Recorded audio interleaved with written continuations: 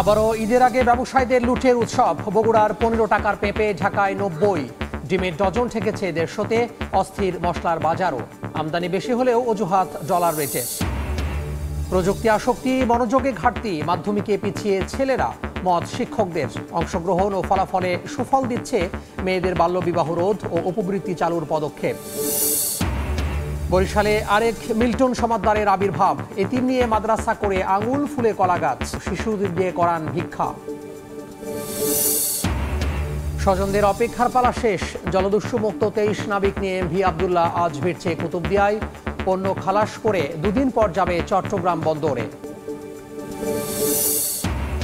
এবং ভারতের লোকসভা নির্বাচনের 4র্থ দফার ভোট গ্রহণ চলছে।